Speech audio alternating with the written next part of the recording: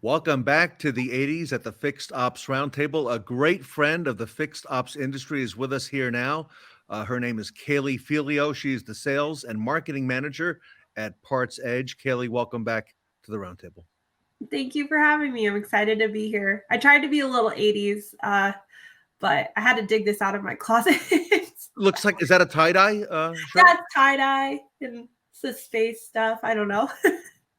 You know, it's great. I'm actually, of course, I was there at the 80s, right?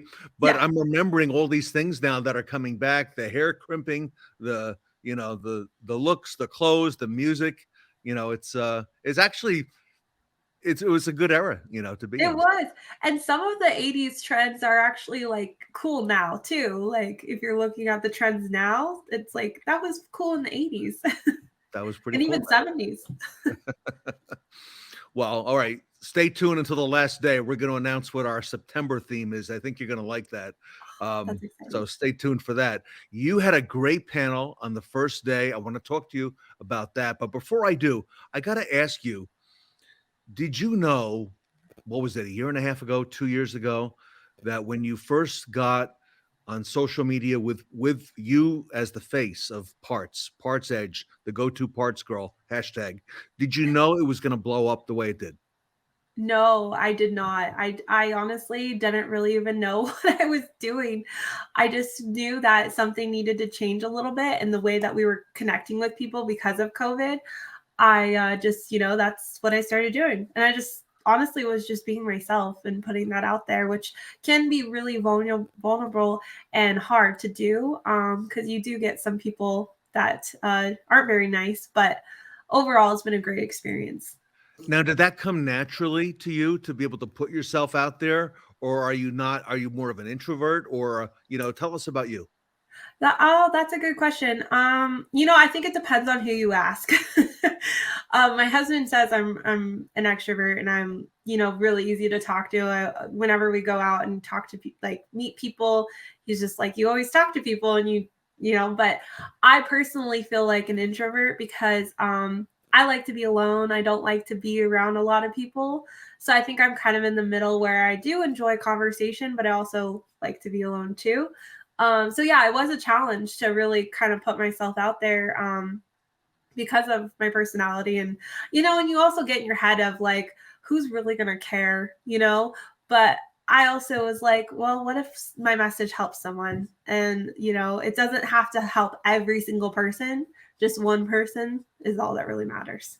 How about being a woman in parts in retail, in especially a young woman in parts? I'll just put this as an aside.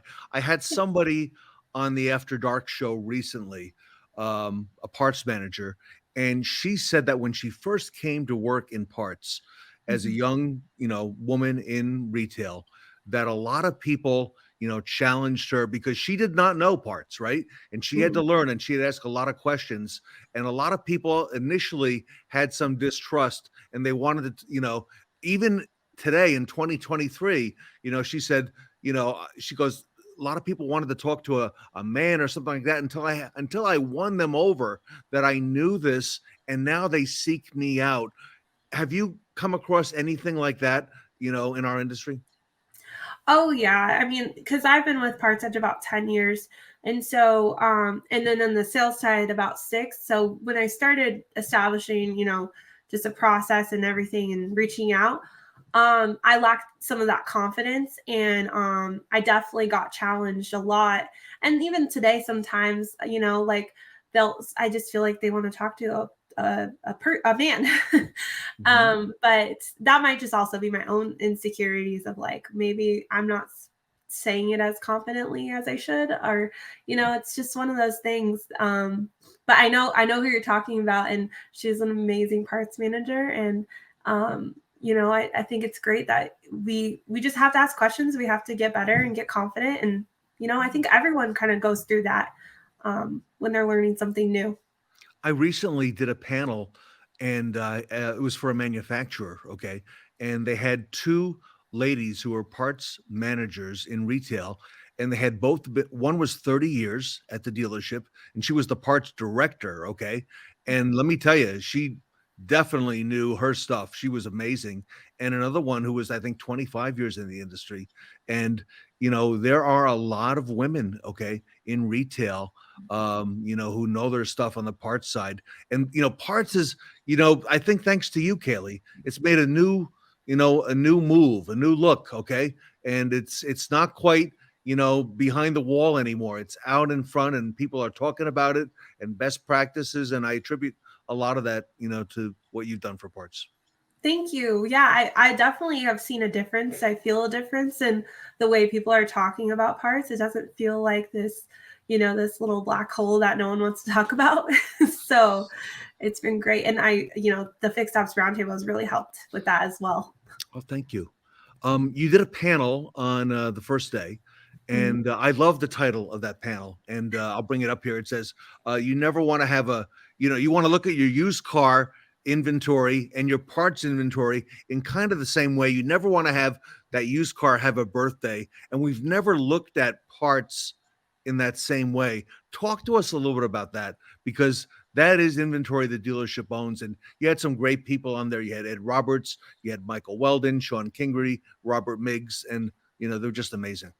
Yeah, they all are amazing and did a great job. And really, with that title, I was trying to capture dealer and GM's attention on the fact that the parts department should be treated like the used cars. It can be exciting, and really just understanding that there's a lot of data involved in managing that parts inventory, and giving your parts managers the tools just like you give your used car manager. And going back to, parts or cars should never have birthdays. It's the same thing as obsolescence. We are constantly thinking about obsolescence and controlling that more effectively so that we don't have wasted money and wasted inventory. So it's essentially the same thing, because 12 months or older, that's a birthday. And maybe the focus has been entirely too much on used cars because they're visible, right? You could see Yeah, them, they're out in front. It's a bigger number, okay? it And is. maybe you don't see those parts every day, or the general manager may not see them, but you're right. You got to focus on those things, Kaylee, Yeah, in just about the same way. absolutely. You own it just like used cars. You mentioned in the panel that the parts department is responsible in many cases for half of the dealership profits. Talk to us about that, because you mentioned that, and one of the questions you asked Kaylee of the panel is, why are dealerships sometimes hesitant to invest in tools or for support to help that parts manager, which is the kind of stuff that you do at Parts Edge. Why that hesitancy historically? Historically, I want to say too is it's shifting. There's definitely some attention going on there with giving the parts manager some support, but I think the mindset has always just been it's working. We don't need to change it. It's performing. But what a lot of our panelists had discussed was, you know, break it, make it better. There's always ways to improve. And you'd be surprised when you can get your parts managers to support and time back how much they add to that entrepreneur value of actually growing the business and making it better. So And you also realize and acknowledge the parts managers, the parts advisors, these are people, right, Kelly? I mean, yeah. talk to us about that, because you've talked about investing in a lot of good knowledge. You've got white papers at Parts Edge. You've got a lot of stuff, but you've also had people on your panels and on your podcast, that talk about, reading the right books and, putting the Mhm. right information in their heads. Talk to us about the parts people as being just that, being people. Yeah, parts people are human. Like that's I think there was a panel, I think it was the last one or the one before, where they even talked about how they treat their parts people like almost like salespeople, having huddle meetings every day, giving them those resources to think about the business as a sales. They're salespeople, essentially, just a little bit different. And I think with any department, we need to have conversations with our employees, to figure out, where are their weaknesses, what are their goals, personal and professional, to treat everyone like a human, because we all have goals and we all want to live our best life. So I think that's really what we can do, is help them. And the parts people are the same way, right? They need that support, they need that guidance, they need that We do. that mentorship, right, along the way? Absolutely, they do. Even if your parts manager has been there for 20, 30 years. I think my best story recently was a dealer who was a little hesitant because he's like, I don't know, my parts manager has been here for a while. And he texted me after our kickoff meeting. He's like, my parts manager literally said, where has this been my whole career?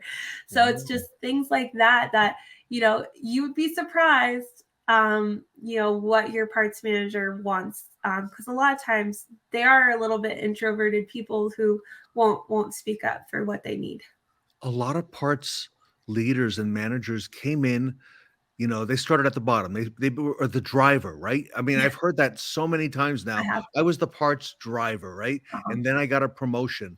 Um, what a great industry, because most of us, myself included, never planned, I'm gonna make a career out of the car business. We all fell into it somehow, but Yeah. what a great industry, and that, it allows us to, progress and move up, and you provide the tools, Kaylee, at Parts Edge that help the people as people. Yeah, yeah, because I think that's what happens and has been happening lately is people are retiring or people have left. So you have a counter person or a driver that moves into a parts management role that doesn't, know everything, and it just takes time to learn that. So, I appreciate what Parts Edge does in that aspect of really helping parts managers have the time and have a resource to learn from. And I mean, that's the other aspect of it, really, is just giving them that support they need so that they're not making those big mistakes that cost a lot of money. So we're talking to Kaylee Felio, everybody. She's the sales and marketing manager at Parts Edge. She has put a face on parts, and a bright light on parts. Okay, and we're talking about all the great opportunities for parts and how it's what it does for the dealership. All the focus on fixed operations right now. Okay, Parts Edge. You've got a great resource in the website. You've got white papers. You've got a podcast. What else do you have at Parts Edge that you got going that I may not know about? We did start a 7-week online parts training.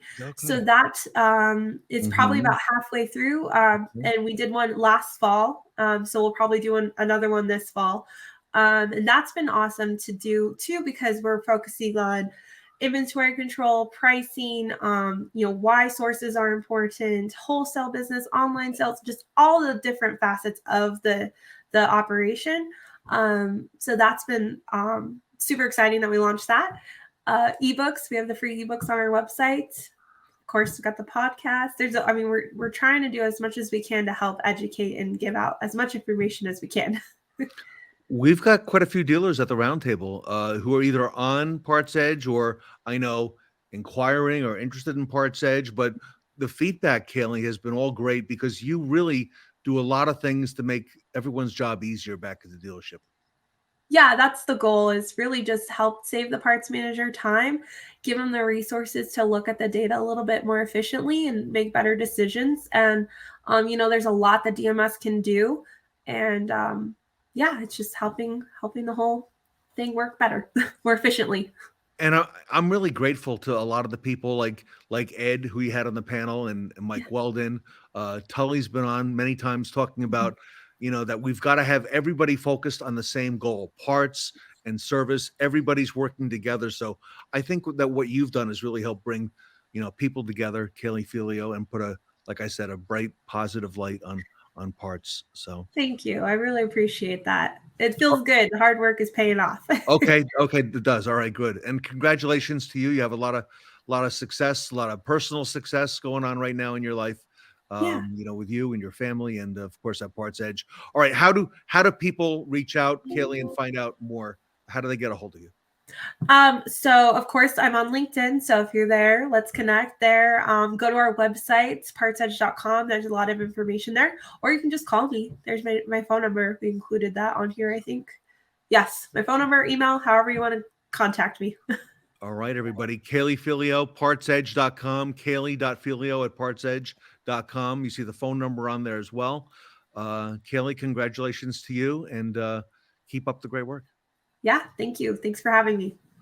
Kaylee Felio, everybody, the go-to parts girl from PartsEdge here at the Fixed Ops Roundtable.